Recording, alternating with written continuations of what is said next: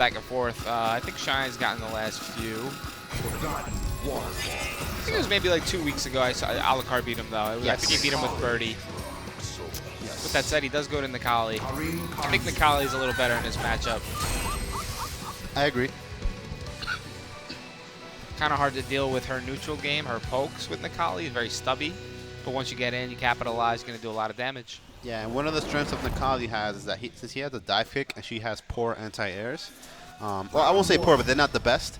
He could kind of mess up with her anti-airs a little bit and use that to his advantage to get in. So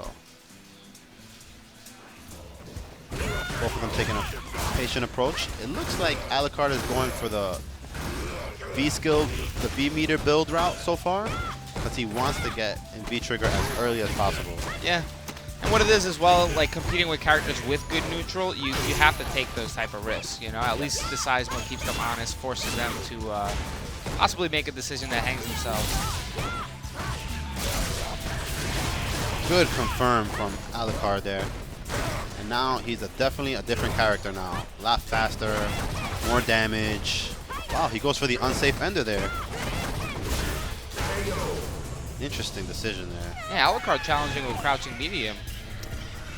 A little strange to go with that option, but I guess it works out.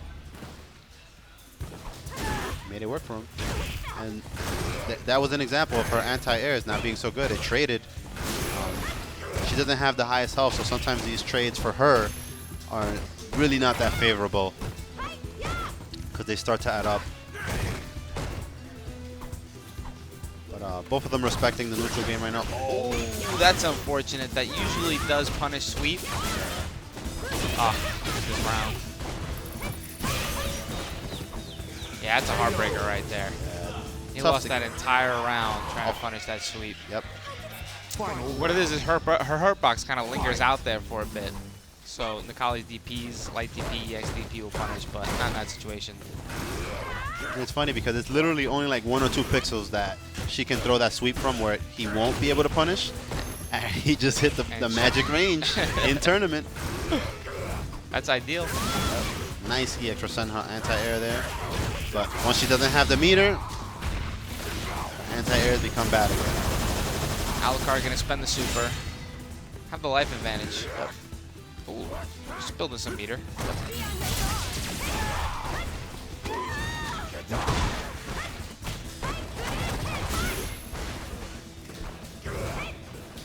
He actually doesn't build meter on whiff. I think he was just going for the unsafe ender twice. Yeah, he definitely has a read on it. And then the thing about that, if you keep doing that, sometimes you think they'll stop. He will still do it, and he won't be ready for the punish because he didn't expect him to really keep doing it. Yep. But good stuff to Alucard. You know, fighting a tough matchup for him, and you know, pulling through. Yeah. That's you know, that's basic Yomi. I remember when I started playing fighting games, that always like bedazzled me. Doing it twice, doing wake up DP of being blocked, and then doing it again. Yes. And I remember the first time I ever did it, it worked, and I was like, oh, interesting. Yeah, it's all about player psychology and deceiving someone to think that you won't do it again, but you actually will, and it confuses them on the third instance. So.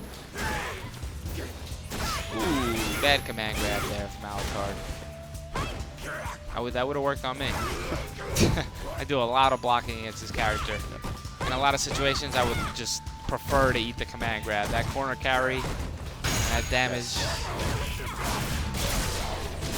Oh my goodness. Nice conversion there. The V-trigger combo. And look how fast he actually got V-trigger this round. He still had more than half his health. Yes. Which is one of the strengths of that approach. But some people are, you know, a little divided on that strategy because they see it as if you're going for less damage, your opponent also has more health. So a little bit of an interesting viewpoint on it, but yeah, I like that there's a bit of a divide actually. I'd like to see Alucard go for low forward sometimes into stomp after the forward throw, kind of clip his legs for walking back. He's opting to go for the meaty fierce instead every time, and sometimes you gotta mix it up. See, test out if he's blocking his legs or not.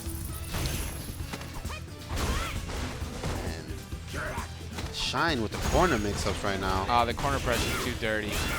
Stunned. Oh, he didn't go for the stun, but it didn't matter anyway. 1-1. Good stuff to Shine. Very strong when he gets his opponent in the corner. That's where Shine tends to shine. No pun intended. I'm sorry. Very clever there. Very clever. Round 1. Face palm, face palm.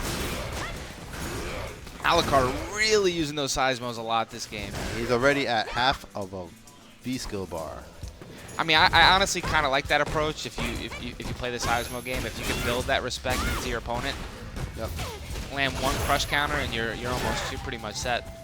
Yeah, the interesting thing about the seismo is that Necalli does have stubby normals, but then he makes up for the lack of range on his normals with his seismo. Yeah. So if you can be out of his normals range, you're putting yourself into his seismo range. So.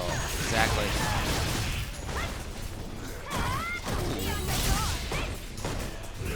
Good escape there from Shine.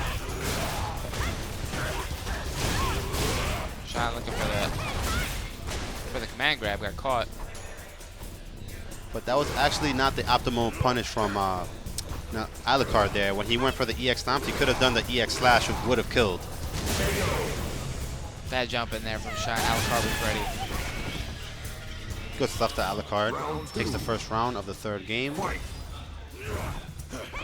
Shine sitting on 2 meters. And the seismo game is proven to be very effective for him. Yeah, he's zoning actually really well with the seismos. He's doing it at a range too where if Shine jumps, he actually can't land the jump in. Yeah. And not only that, the more that you establish that seismo game, you make them want to jump, and he could maybe walk up into DP range. And you could really mess with their spacing when you start using the seismos effectively. Yep.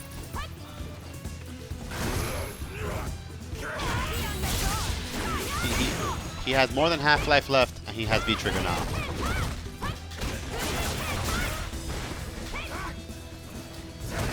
Nice dive kick there. Trying to bait something out. Scary situation for both players. Both players got super stocked. Oh, you see? He went for the unsafe ender, and he didn't get punished because he conditioned him to with either doing the elbow or just doing it to beat his buttons, and he wasn't ready for the punish. But Alucard's still in a position to win this round. He just has to get that hit. He might catch his legs for trying to walk back. Yeah, this is going to take one hit. Ooh! Nice conversion there. Alucard up 2 games to 1. Both of them fighting for the chance to fight against Joe. Historically, they both have kind of bad records versus Joe, but anything can happen in these tournaments, man. You know, they're both very strong players, and they're both really hungry to win. So Shine thinking about that game a little bit, seeing if he wants to make any adjustments versus those seismos. Alucard looks a lot more comfortable actually than he did the last time they fought. So yeah, no, he usually does look comfortable. It's hard to get him flustered.